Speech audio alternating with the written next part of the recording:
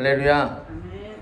오늘도 말씀을 깨닫는 지혜와 응답받는 기도의 은총이 우리에게 넘치게 될 줄로 믿습니다. 이 고린도 교회는 굉장히 많은 문제를 가진 교회였다라고 제가 말씀을 드렸습니다. 이는 이 고린도라는 도시가 가진 독특한 이 속성 때문이기도 한데요. 고린도는요, 바다와 바다 사이에 자리 잡은 도시예요. 그래서 고린도 양편으로는 이 서로 다른 항구가 있어요. 그런데 그 양편의 바다를 직선으로 연결하면요, 9km 정도밖에 되지 않습니다. 거리가요. 그러니까요, 두 항구 사이에 세워진 고린도에 이 사업과 문화가 발달하는 건 당연하였고요. 이 서로 다른 문화가, 복잡한 문화가 엮여 들어오면서요, 이 방탕한 문화 또한 크게 성행하였던 것을 우리는 알 수 있습니다. 또 고린도는 우상숭배의 근거지가 되었고요, 신전이 굉장히 많이 있었습니다. 그러다 보니까요, 여러 신전이 있어서요, 도시 자체가요, 쉼이 없이 우상을 숭배하였고요, 도시에 머무는 이들은요, 이 타락의 환경에요, 여과 없이 노출되어 있었습니다. 이처럼 영적으로 무방비하게 노출된 그 고린도에 교회가 세워지고요, 거기에서 신앙생활을 한다는 것은 굉장히 영적으로요, 이 자부심이 있는 일이 아니었을까? 그렇게 생각이 됩니다. 그런 고린도 교인들을 위해서 예루살렘 교회에서는 이 한마디로 자격증을 가진 성경 교사들을 파송하였고요. 그들은 이 자기들의 권위를 높이기 위해서 이 바울의 권위를 깎아내리는 방법을 사용했습니다. 자기들이 가진 예루살렘 교회의 추천서를 자랑하면서 바울은 추천서가 없다, 거짓 교사다, 바울은 예수님과 함께 하지도 않았다, 지금 세워진 12사도 유다의 자리를 대신한 마띠아까지도 뭐라고 합니까? 예수님과 함께 한 자들이 아니냐, 바울 사도 아니다, 이렇게 하는 거죠. 문제는 이런 선동에 넘어간 고린도 교회의 교인들이 분명히 존재했고, 그들은 바울을 적대하였다라는 것입니다. 그런 상황 속에서 바울은요, 자기 자신과 함께 동역하는 이들의 권위와 정통성을 여러 방법으로 변론하죠. 그래서 바울 스스로 어떻게 합니까? 고린도 교회의 교인들이 자기 자신의 추천서가 된다는 거죠. 그리고 자기는 일체의 물질의 후원도 받지 않고, 내가 자격이 없는 것이 아닌데 나는 이것이 복음의 해가 될까봐 뭐 하는 거예요? 받지 않았다는 거죠. 그렇게 자비량으로 사역하고 여러 생명의 위협과 고난을 겪죠. 이로 말할 수 없죠. 믿음으로, 그러면서도 믿음으로 예수를 증거하는 복음 전달자의 삶을 살았음을 변론합니다. 그렇게 쭉 변론한 바울이 오늘 본문 7장 2절에 이렇게 이야기합니다. 마음으로 우리를 영접하라. 아무에게도 불의를 행하지 않고, 아무에게도 해롭게 하지 않고, 아무에게서도 속여 빼앗은 일이 없노라. 이 마음으로 영접하라 라는 뜻은요, 헬라어로 해석하면요, 이 명령체로 부탁하는 거예요. 명령체로. 여러분, 우리를 좀 마음으로 받아주세요 라고 하는 거예요. 이 호소하는 거예요, 바울이 지금. 그러면서 우리는 이 거짓 교사들과 차이가 있다는 거예요. 불의를 행하지 않고, 해롭게 하지 않고, 속여 빼앗지 않는다. 반대로 말하면 거짓 교사들은 뭐 한다는 거예요? 불의하고, 해롭게 하고, 속여서 빼앗았다라는 것입니다. 여러분, 바울은요, 고린도전서 13장에서 언급된 이 하나님의 사랑의 속성으로 고린도 교회 교인들을 대하고 양육합니다. 여러분, 성령의 9가지 열매가 뭐죠? 사랑과 희락과 화평과 인내와 자비와 양선, 그리고 충성과 온유와 절제예요. 바울의 삶을요 쭉 살펴보면요, 이 사랑, 희락, 화평, 인내, 자비, 양선, 충성, 온유, 절제에서요 어긋나는 게 있어요? 없어요? 어긋나는 게 없죠. 바울은 항상 그것을 지키며 그렇게 살아갑니다. 사역자로서요 깨끗하게 하나님과 약속한 그 모든 것은 지키고자 하는 열망을요 바울은 자기의 삶으로 나타내었던 것입니다. 여러분, 그러면서 3절에 이렇게 말합니다.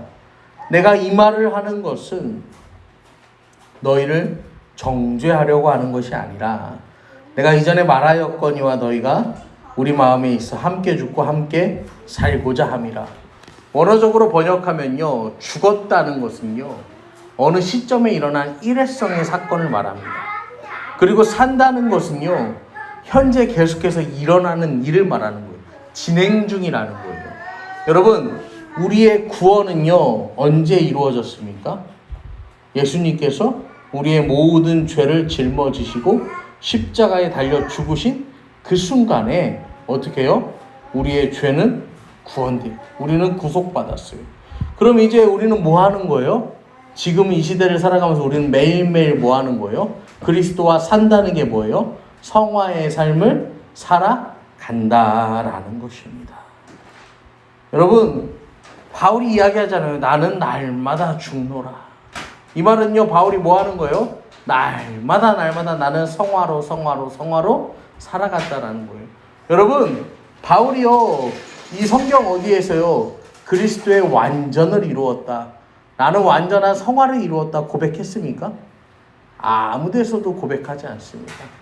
바울은 의인은 없나니 한 사람도 없다고 했어요. 여러분,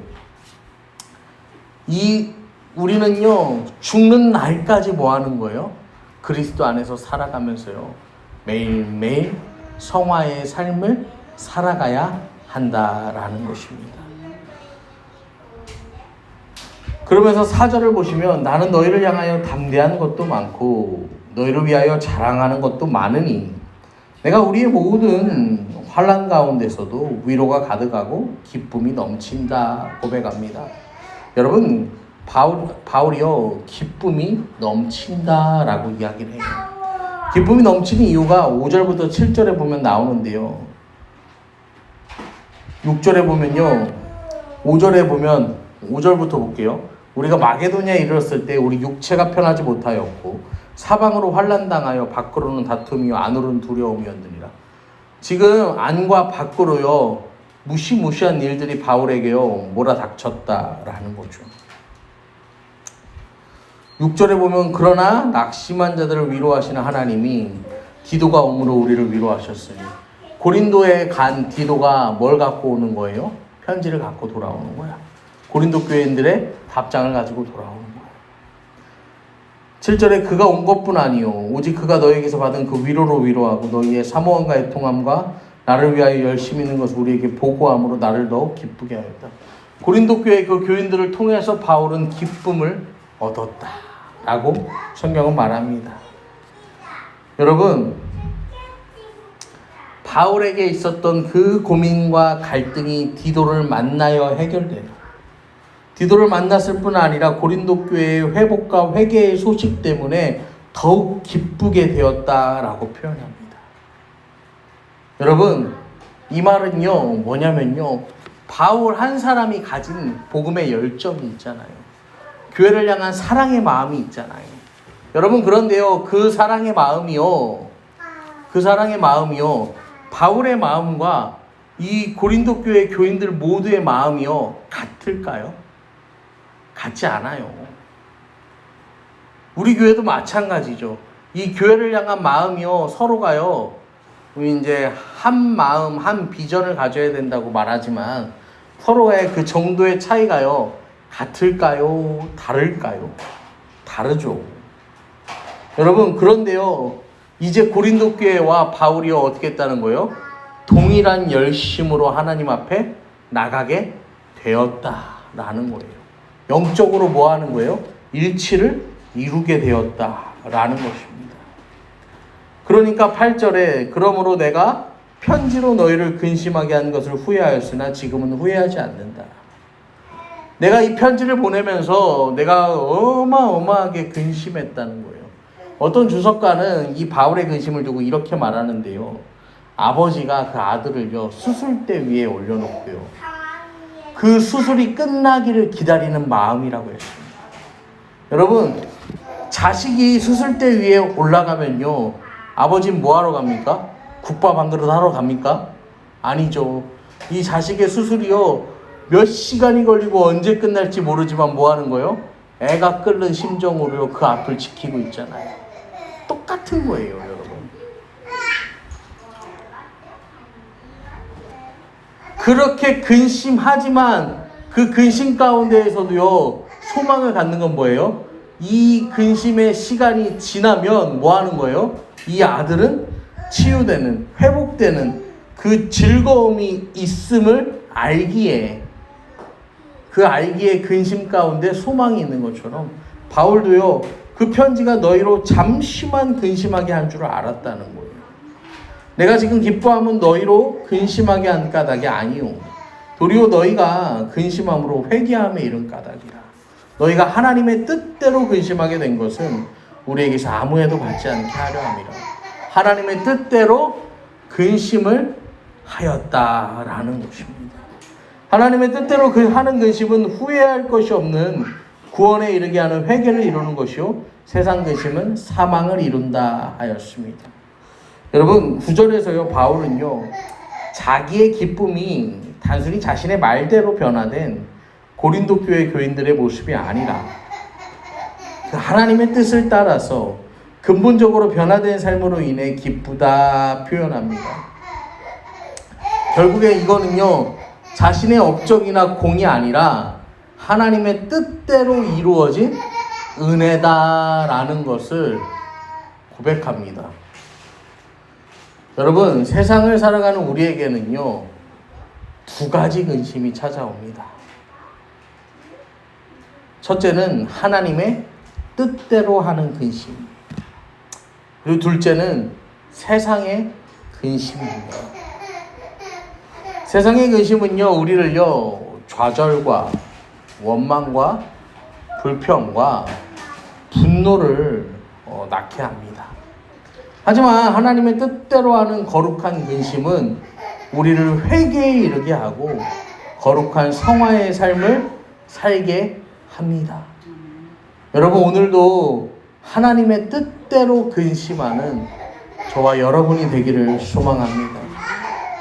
여러분, 하나님의 뜻대로 근심하는 것은요, 어렵지 않아요. 어렵지 않아요. 바울의 삶을 따라가면요, 하나님의 뜻대로 우리는 근심할 수 있어요. 바울은 어떻게 근심합니까? 바울은 노심초사 항상 근심하는 게 뭐예요? 내가 이것을 행함에 있어서, 이것을 통하여서 하나님의 영광이 가리워질까? 가리워지지 않을까? 내가 이 일을 행함에 있어서 이것이 교회에 유익한 것인가? 아니면 불리한 것인가? 여러분, 고린도 교회는요, 하나님의 뜻대로 근심하여서 회개하였고 더욱 아름다운 하나님의 선을 이루게 되었습니다. 오늘을 살아가는 우리도 여러분, 세상의 근심이 아니라 하나님 뜻대로 근심하고 우리의 교회와 우리의 가정, 또 우리의 삶의 자리를 예수의 능력으로 충만하게 하는 인생이 되기를 간절히 축원합니다.